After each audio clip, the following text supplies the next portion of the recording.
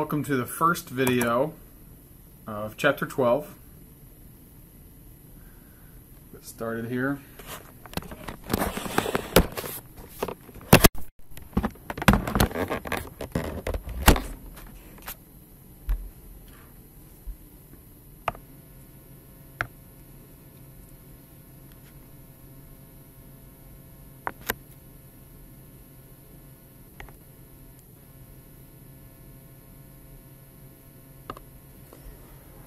So Chapter 12 is all about oxidation and reduction.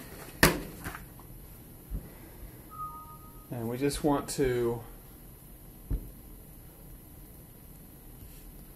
look big picture here first. We can go from alkene. Let's just break this up into two. We can go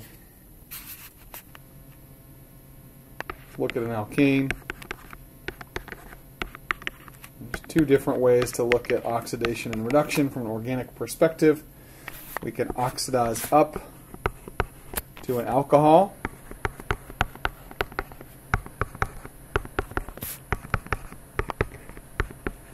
Okay, these are like different oxidation states.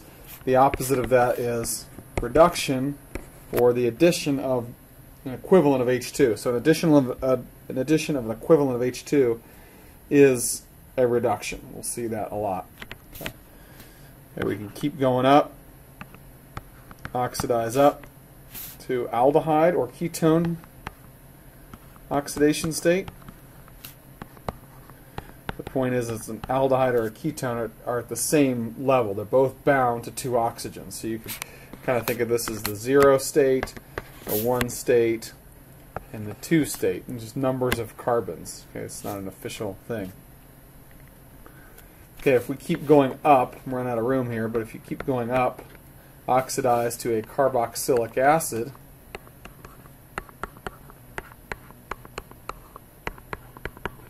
That's 3 carbons. Sorry, 3 oxygens that the carbon is bound to. And then, of course, you could have 4 oxygens. You could have CO2, or you could have carbonic acid. Okay. So we're increasing, with increasing oxygens is oxidation, and with increasing hydrogens is reduction. Okay. You can also sort of oxidize, and I put that in quotes, by adding a double bond. It's obviously not adding oxygen, but it's taking away hydrogens. That's the opposite of reduction. So again, reduction is the addition of hydrogen. Okay? So if you add carbon-carbon bonds, then you have something other than carbon-hydrogen bonds. Okay? Same idea, you can oxidize further up to alkynes. And you can reduce by adding hydrogens. Okay? So increasing oxidation this way, and then this way is increasing reduction. Okay, this is just a conceptual map. Okay? Look at 12.2. This is reducing agents. There are essentially 3 sources of net. Okay, so overall addition of H2. Okay, you can literally add hydrogen gas. Typically you need a metal catalyst for that to work. You can also add a hydride. Introduce this term a little bit. Now we're going to use hydrides very differently. Okay, we'll get to these. We'll introduce them in this chapter, and then we'll see them later in organic too. But hydride plus a proton, so those add up to a net molecule of H2. We'll see lithium aluminum hydride here in a little bit. And then you can also add 2 electrons plus 2 protons. That also adds up to a molecule of H2. And we'll see that later as well. So we'll actually see all 3 of these. Okay, we'll go through mechanisms and all that stuff. So let's look at the reduction of alkenes, 12.3. Right? We hinted at this in the addition chapter, chapter 10, and we didn't go any further with it. Okay? But you can take an alkene, we're not worried about what it's bound to, and you can add a molecule of H2 But if you mix those two things together, nothing will ever happen. The energy barrier is too high. But if you add palladium metal, and sometimes you'll see a 0 there for the 0 oxidation state, palladium, and it's adsorbed onto carbon. Palladium over carbon is how we can do this reaction. You add a molecule of H2 across that double bond, and you get an alkane. I'll point you to the nice figure in the book. Mechanism 12.1. You obviously don't have to draw all those green spheres, okay, on page 459, but mechanism 12.1 gives you a picture of this mechanism. Okay, this is a pseudo mechanism I'm going to do here, okay?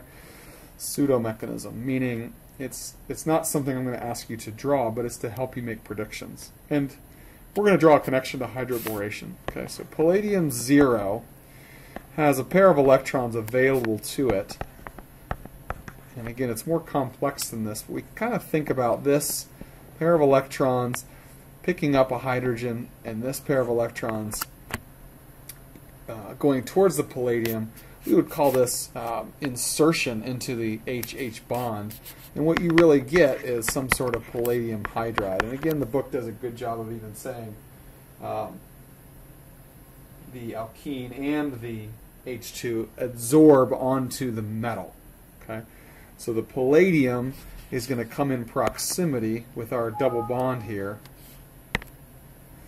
Okay, the palladium hydride, much like a BH bond, okay, is going to come in proximity to this alkene. And again, top or bottom, I'm just going to show one. Remember we said the hydrogen and the boron line up, and we're going to show our arrows in exactly the same way. So if we use hydroboration as a tutor here, we can use the same kinds of arrows to show something like this.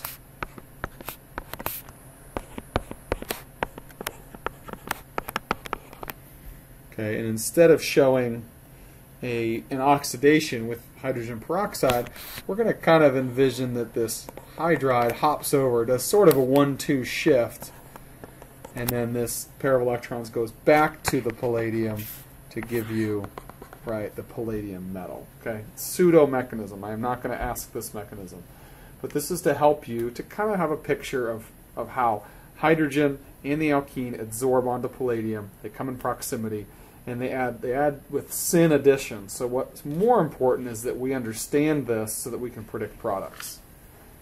Okay, so what do we mean by syn addition? Let's give you some real examples now.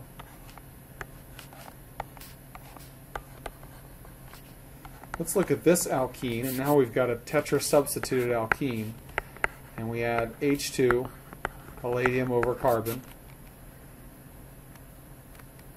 and we get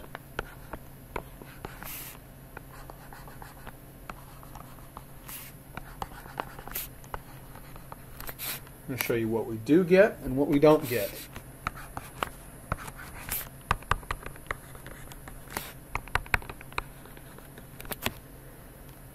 You get both of these products, but they're actually the same. This is a meso compound. Okay? Again, stereochemistry isn't going away. We get this meso compound. So we actually get two products in a sense, but they're the same thing. So it's a meso compound. Why? Because the H2 is coming from both the top face and the bottom face. Okay? Syn addition. It's adding together. What we don't see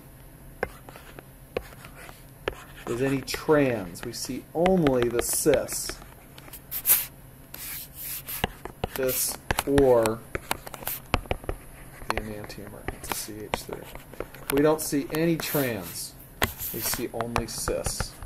Why? Because the H has added syn addition. It's added the same face together by the action of this palladium. Okay. So that would be the only product. You could draw it either way, but you would only get one of those cis products. Okay, the only product. Let's look at one.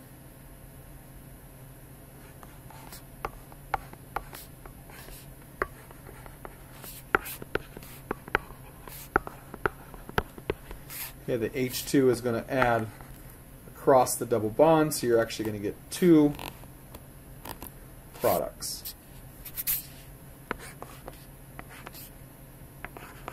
Let's go ahead and put these H's in there so we can see them.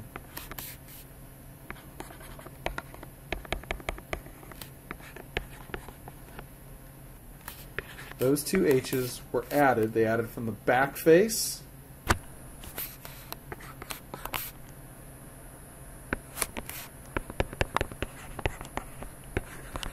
and the front face 50-50.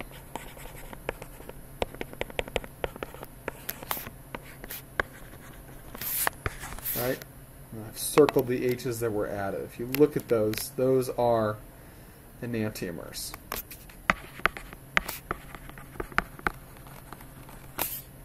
Okay. Let's show another one that gives diastereomers. Got a single enantiomer. Okay. H2, palladium over carbon. It's going to add from both faces, so let's show both of those.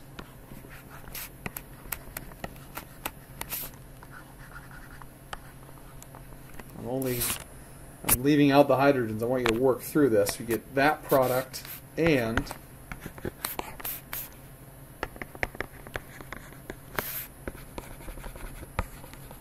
that product. You get the cis and the trans, and they are diastereomers. Okay, so work through that one, draw out the H's, and convince yourself that you get those diastereomers. So that's reduction of alkenes. Let's talk about hydrogenation and alkene stability.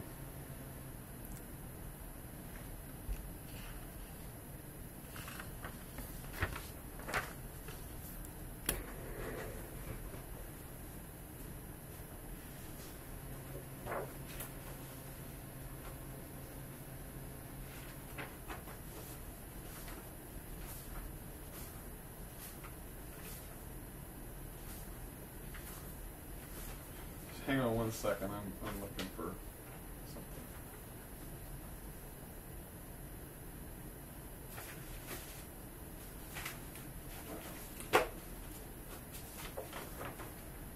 Never mind.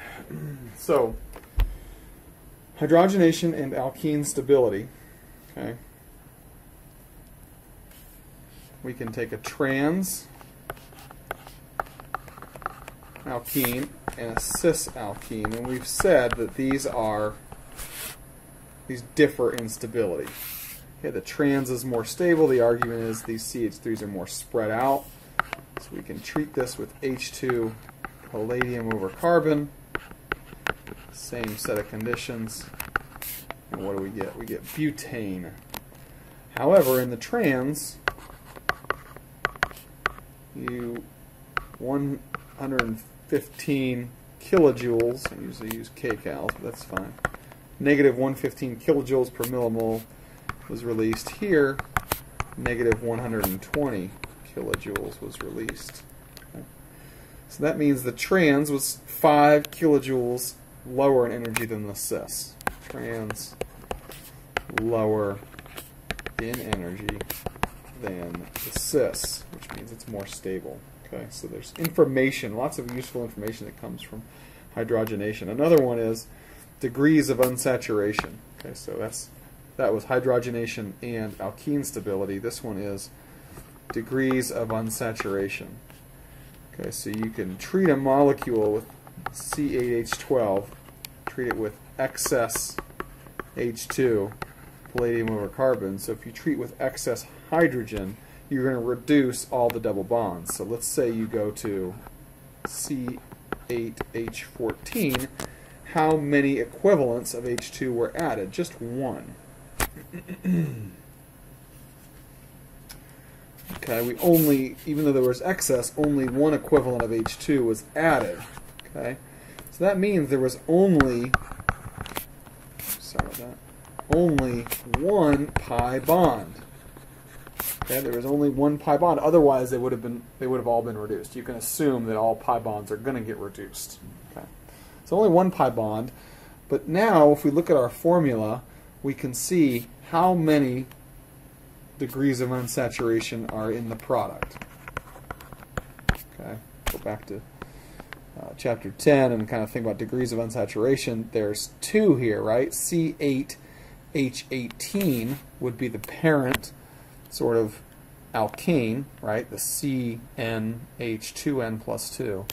Here we have 2 degrees of unsaturation. That means there are 2 rings and 1 pi bond.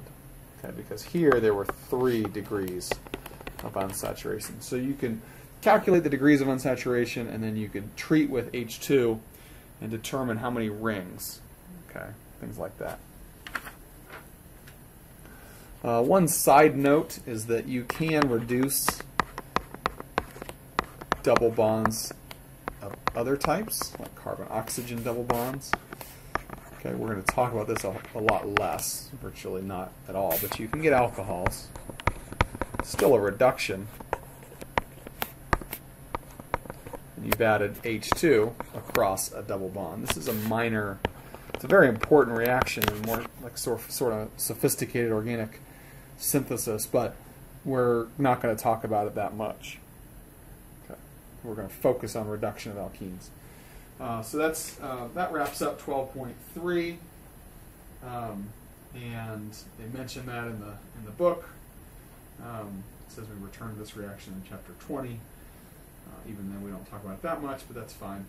12.4 is application hydrogenation of oils. Very, very interesting. You can look at unsaturated and saturated fats and things like that. And then 12, we're going to skip that in terms of lecturing on it. 12.5 is reduction of alkynes.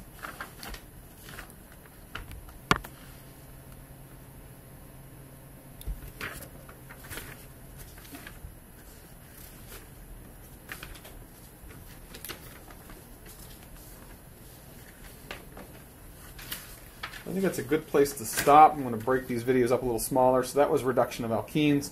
The next video we'll talk about reduction of alkynes, and we'll go from there.